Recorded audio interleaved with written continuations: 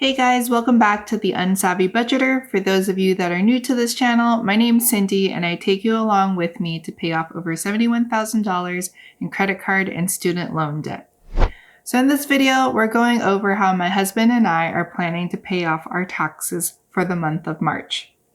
We had just finished filing our taxes with TurboTax at the end of February, and we got the sad news that we had to pay back close to $8,000.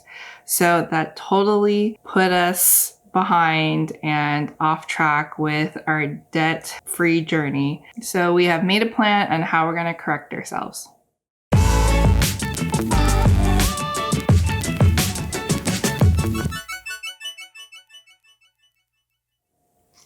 So once we got hit with the big news that we owed a lot in taxes, my husband and I pretty much hit the brakes on our budgeting tactics, and we decided we need to reevaluate and change course on how we're going to pay off our taxes ASAP.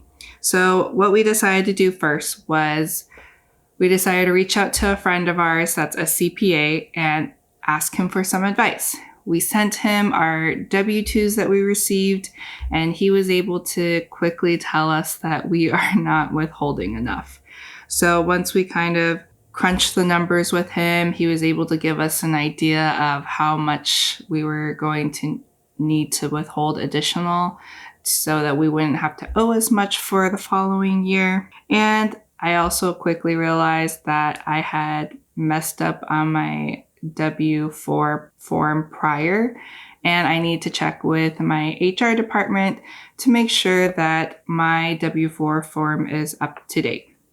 I know that the forms have changed since 2020, but the last time I had filled out a W-4 form was when they were still asking for the number of allowances. And I recall that I had wrote down 2 instead of 0. So that meant that I actually wasn't getting enough deductions taken out of my paycheck. We also had thought about whether we need to do our additional withholdings for my paychecks ASAP, or should we wait to do that after we pay off our credit cards? So we really wanted to ask you guys the question on what you guys think is the better approach. Should we update my W-4 form and have additional money withheld right now so that I don't have to owe as much in taxes the next year? Or should we continue to pay off our credit card debt as fast as possible so that we don't have to pay as much in interest and not add the additional withholdings for the time being until after my credit cards are paid off, which is still looking to be mid-May. And then after that, I'll update my W-4 to have the additional withholdings taken out of my paycheck. So let me know in the comments what you guys think is the better approach, because we don't really know. So that's still up in the air on what we should do. The next thing we talked about was checking my HSA contributions. When we did our taxes, I actually realized that I had overpaid in my HSA contributions, and I got fined for that. It was about a $200 fine, and I just was in shock because I didn't even think that I overpaid, or I thought that my HR department would notify me that I was overpaying. I also didn't know that my company's contribution to my HSA fund counted towards my maximum contribution. So since it's just me on my health plan, my max contribution is $3,600. I had no idea that that included my employer's contribution, so the max that I could contribute was $2,600. So I wished I had known that ahead of time or before the end of the year so that I could correct it. But unfortunately, I learned the hard way. So if you guys didn't know that, at least hopefully you know now. But I did check this year with my HSA contributions, and I'm squared away there. So with my employer's $1,000 and my $2,600, I have completely maxed out for the year. The next thing that I plan on doing is I decided to finally give in and enroll in my company's 401k retirement plan. I had been holding off because there was no match and I still had to pay a lot of fees to maintain this account, but my employer has agreed to pay the fees for our 401k accounts, and I decided that I just wanted to continue contributing so that I could take advantage of that compound interest, even if it's just a little bit. So I'm thinking that for now, I'm going to start contributing $50 per paycheck. So that is $200 a month from my paycheck towards my 401k account. I'm thinking that that's a small enough amount to kind of get me going. And once I'm in a better financial state where my debt is paid off, I can look at contributing more. But let me know what your thoughts on that. Should I be contributing less? Should I just keep holding off and not contributing?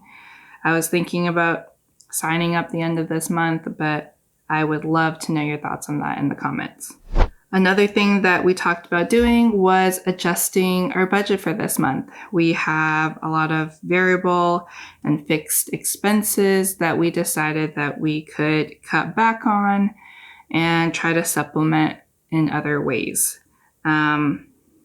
We wanted to figure out if we could be more efficient with the usage of our utilities, such as electricity, as well as our gas in our home, as well as our water bill.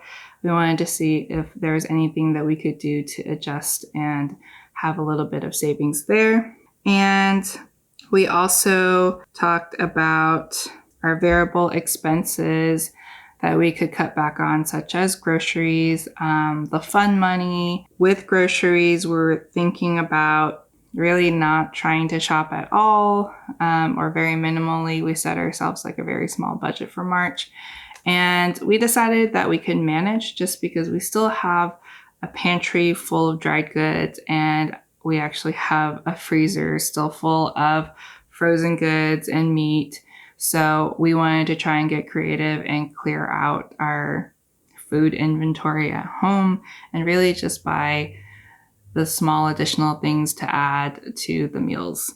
I also really wanted to try and take advantage of my gift cards that I still have. That was the next thing that I wanted to try and up my game on, which was get more gift cards, because gift cards has really been a great supplement to our income and our expenses. And I've been using my credit card points to cash them in to get gift cards for grocery. I just recently cashed out some of my credit card points to get $175 in Kroger gift cards. So I plan on using that to help with my grocery shopping this month. I've mentioned in a previous video that I like to take advantage of my health rewards benefits with my health insurance plan. So they give me money on a debit card for completing certain tasks. So it's slightly changed this year with what I need to do to get that money, but I'm trying to work towards getting $50. So I'm really close, and hopefully I can get that $50 by the end of this month deposited onto that health rewards debit card program so that we could use that towards our budget this month. I also decided to participate in a beach cleanup competition with my company. So they're offering a $100 gift card for the person that collects the most trash at the beach. And that's going to be going on for this whole month. So at the end of the month, they're going to see who logged the most trash collection. I think I have a pretty good chance of potentially winning this because it doesn't sound like a lot of people signed up for beach cleanup. So I'm hoping that if I go every weekend with my dog and my husband, we'll be able to collect enough trash where I can put myself in the lead.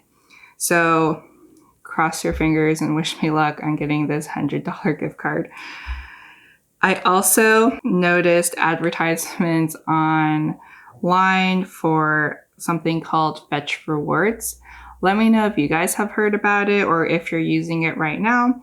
But I decided to try it out, and I signed up to pretty much do my regular shopping like I always do and scan my receipts into this Fetch Rewards app. And I would get points that I can redeem for gift cards. So it sounds a lot like Ibotta and the other popular rewards programs. So far, I've only used it for a couple of days and I like it so far. It's really easy to use. I was able to submit my receipts that I did for groceries and other shopping that was still within the 2 weeks from today. And it was really easy. So they kind of tell you what you'll get for point wise. And I think I scanned 8 receipts and I got about 3,500 points. So 1,000 points is equivalent to $1, and you need at least 3,000 points to cash out for a gift card. So I think that if I keep submitting my receipts in, I'll eventually get to a high enough point count to exchange that for a decent gift card that we could use for groceries or dining out. Another thing that we have decided to try and take advantage of was just clearing out our inventory in our home. I know that I had said that earlier with cleaning out our pantry and our freezer, but I used to do couponing. I wasn't really great at it because I always found that couponing actually made me spend more instead of save, because I was just buying things that I didn't really need, and I ended up having like excess inventory of household goods and personal products. So I stopped couponing and we're just going to live off of the household goods we have already and not buy any more of that. So hopefully that will cut back on the spending. And like I said, just continue to clear out on food. So we really want to avoid buying food as much as possible for not just this month, but the months going forward. Last but not least, we are still going to sell our stuff. I had mentioned that we had a great opportunity to sell stuff with my brother-in-law last month. And now that we're back home, we don't have that luxury to sell my brother-in-law's stuff anymore. So we're trying to sell our own things. And we've been going through our home and just figuring out what would be of value and what people would be interested in buying. We have decided to look at selling our older DSLR cameras, and we also have a lot of Canon lenses that we are fine with parting ways with. I have an older MacBook that I don't use anymore, so I'm fine with parting ways with it. I have a brand new Fitbit that I never used but was gifted to me. So we're going to try to sell that. I normally just sell on Facebook Marketplace and a little bit of eBay. But when it comes to electronics like cameras, lenses, laptops, we're not so sure what the best platform to sell on.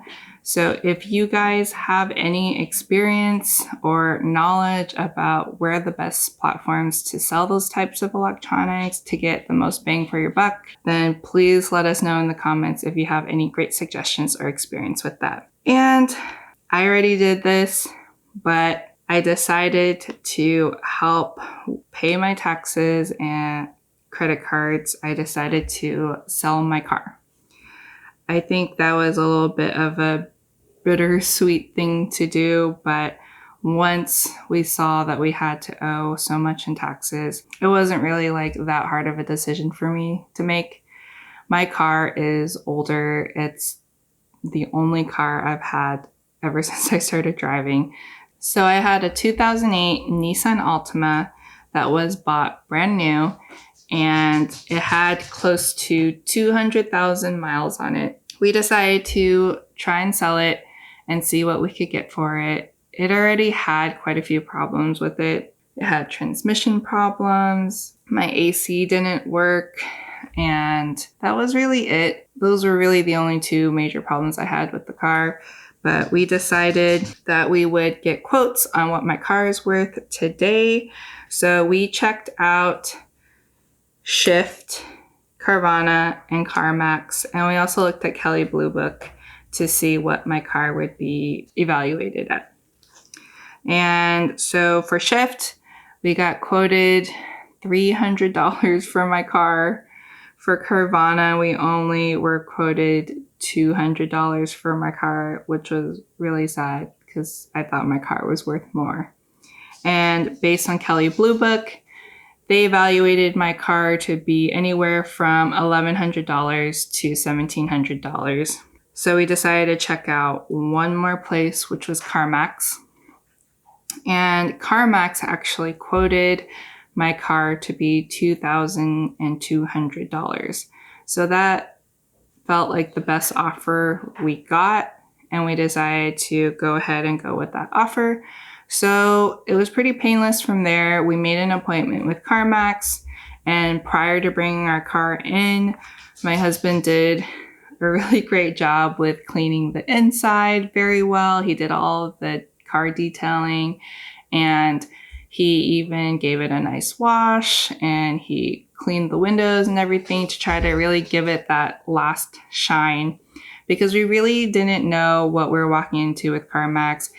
We know that they quoted us $2,200 for the value of the car, but we had no idea if they were going to look at it and maybe say, actually, it's worth less. So we wanted to make sure that we brought it in the best condition that it could be. So we figured if we bring it in clean and nice looking, then maybe they'll be impressed and not deduct any more money from the quote. And you know what? It actually paid off. They ended up paying exactly what they quoted, and they wrote me a check for $2,200 that day. It took about 2 hours to get through the whole process. It was just waiting. They had to test drive the car, and they handled all the paperwork, and I just signed some paperwork myself. So they handled pretty much releasing the liability and took care of the registration and DMV paperwork to release me from the car. So that was really nice, and it was really painless. So I'm really glad that I did that, because I rather much enjoyed that than like having to try and sell my car on Facebook Marketplace. I did check out Facebook Marketplace to see what my car was selling for, and it didn't look like it was doing that great online. So I saw my car being sold by a lot of other sellers, and they had just been continuing to lower the price or had been sitting on the marketplace for a really long time. So I think that I got a really good deal, and I'm happy that we were able to get that $2,200 to really help put towards our debt and taxes. So going forward for the month of March, we're looking at kind of stopping paying the credit cards and just saving that money from our income and putting it towards our taxes. So my husband's taking care of paying the state portion of taxes, which is about $2,000. And I'm going to cover the federal tax portion, which is a little over $5,000. So together with our income and none of it really going towards credit cards, we think that we can manage paying the taxes by April 9th. So you guys will see more of those details in our March budget, so stay tuned for that video.